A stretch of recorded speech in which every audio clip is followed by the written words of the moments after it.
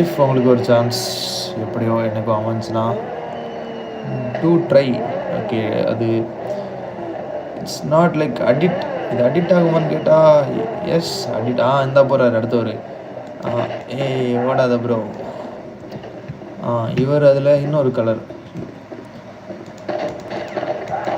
So ஒரு brown மாதிரி வர டைகர்.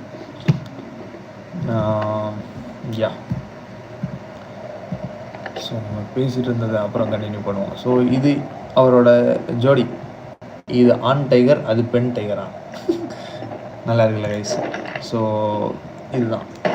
வாவ், அதோட ஸ்கல் உடஞ்சா. Wow, nice.